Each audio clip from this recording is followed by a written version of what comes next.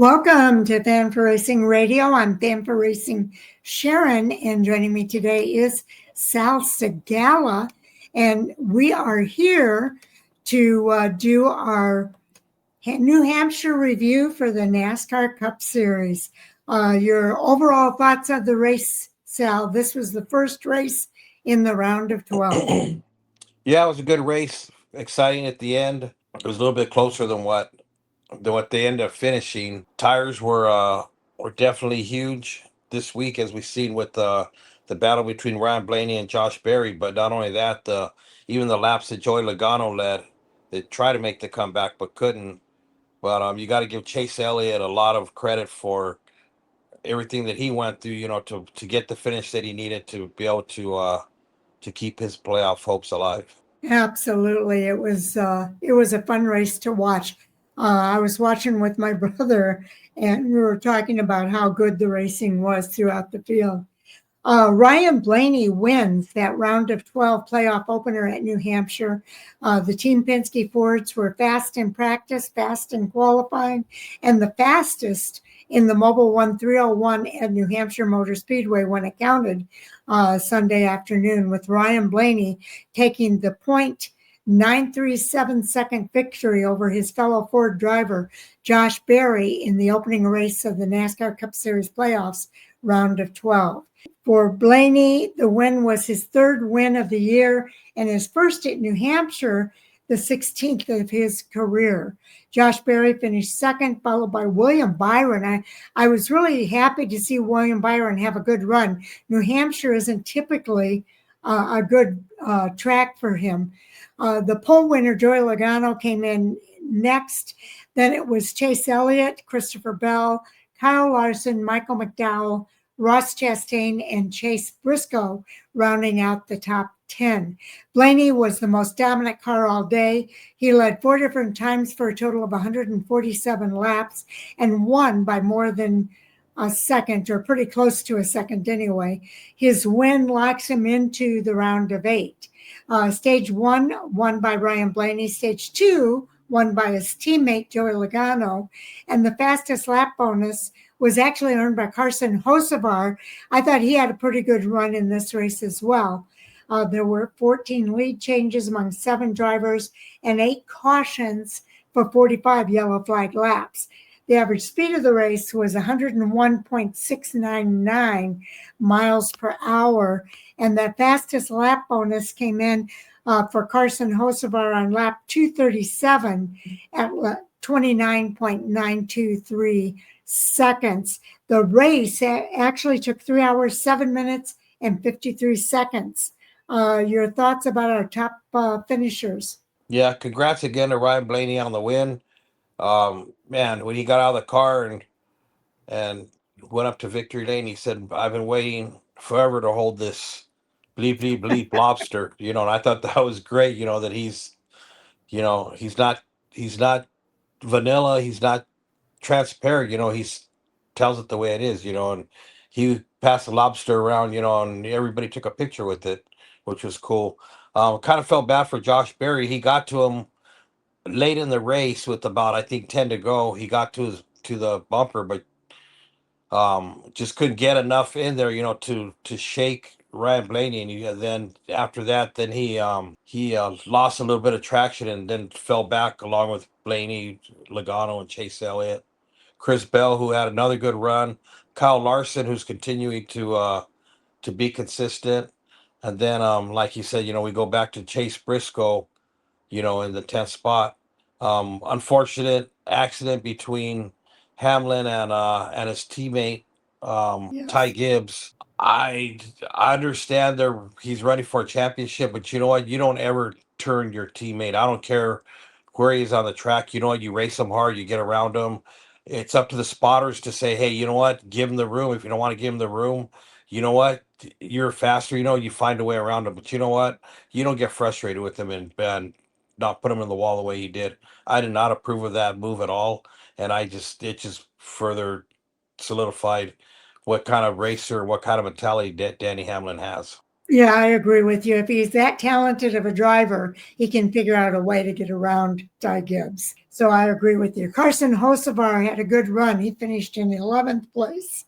Um, and the highest finishing rookie this time was Riley Herbst in 22nd. Shane Van Gisbergen did run up in the top five during the first stage and maybe part of the second stage. I'm not quite sure, but he had a pretty good run in the early part of the race. Tyler Reddick, let's see, looking at the other playoff players, Denny Hamlin ended up in 12th place. Austin Cindric in 17th. Tyler Reddick finished 21st. Bubba Wallace finished in 26th place. So that's your playoff drivers in the opening round of this round of 12. There was only 3 drivers that ended up out of the race due to accidents. One of those was Daniel Suarez on lap 117. The other was the driver you just referenced, Ty Gibbs. And I would imagine that today they had quite the conversation over at Joe Gibbs Racing. He was out on lap 134 because of that accident with his teammate, Denny Hamlin. John Hunter Nemechek on lap 146, out also because of an accident. And that was a hard hit for John Hunter Nemechek. I felt almost bad for him. It really was a hard hit for him. So everybody else finished the race. Let's see, 24 drivers. Cole Custer was the last driver on the lead lap on lap 301. The remaining drivers who finished the race go down to 33 with Justin Haley. And those drivers between 24th and 33rd are drivers who finished a lap or more down. So I thought it was great racing throughout the field. I agree with you. I think sometimes these drivers get a little impatient and they think drivers should just pull over for them. That shows no skill.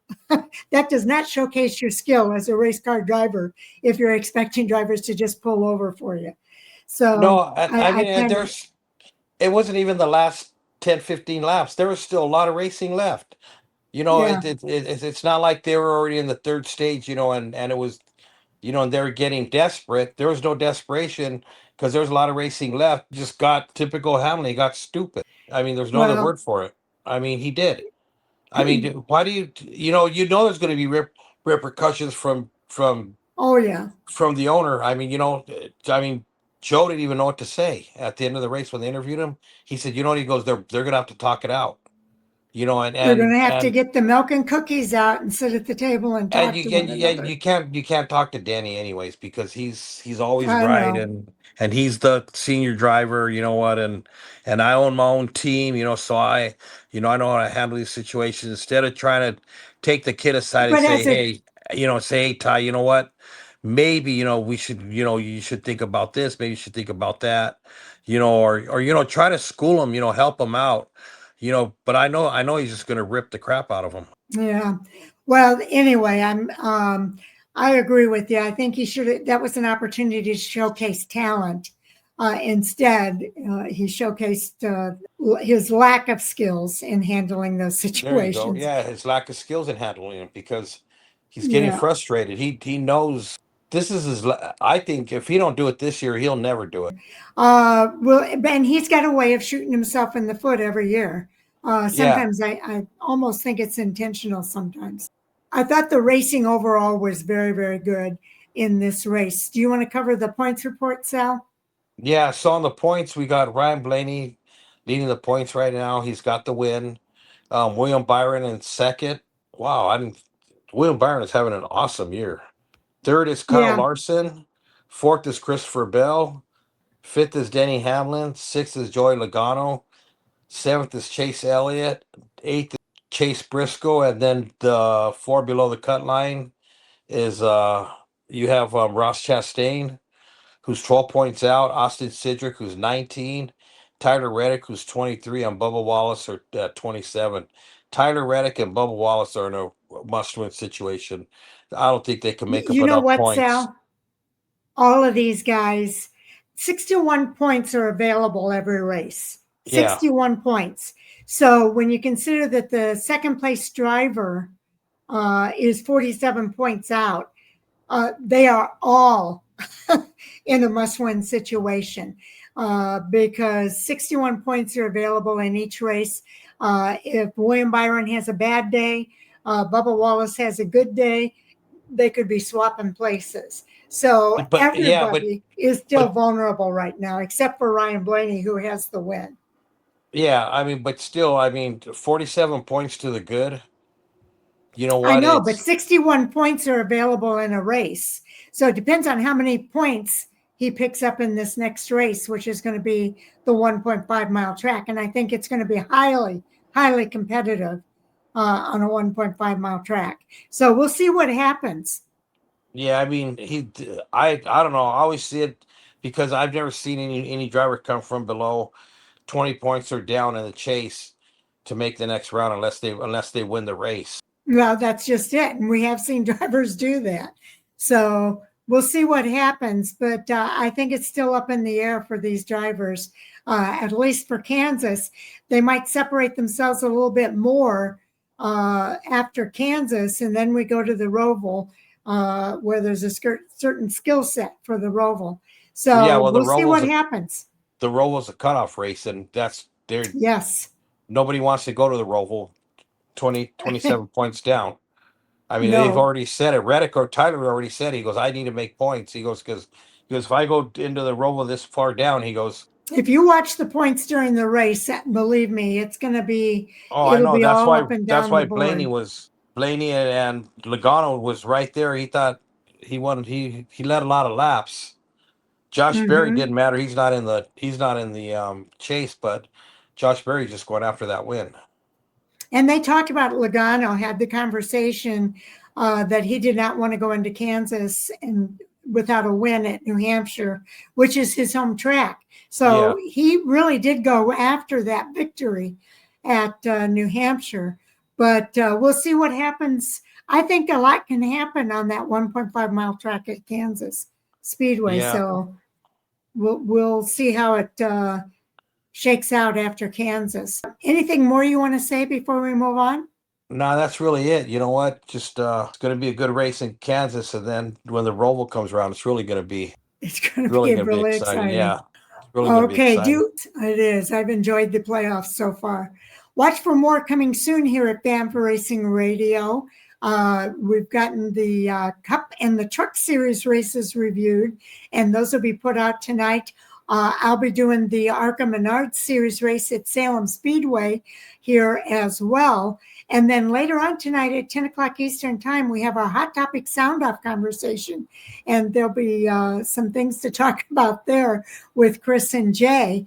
And there's a live chat that's also available for you to interact with us throughout the show. So we hope some of the fans will do that as well. And then later on this week, we'll start our reviews for the racing at Kansas Speedway, as well as Madera Speedway for the ARCA West Series. So looking forward to that. And hopefully we'll be able to get our fantasy report out on Friday for those of you looking for some advice on your fantasy picks for the upcoming weekend of racing out at Kansas in the NASCAR Cup Series. So with that, we want to say thank you to everybody for tuning in. We appreciate each and every one of you. Sal, anything you want to say? Yeah, thanks everybody for tuning in, and I guess we'll see you all next week. Enjoy your week, everybody.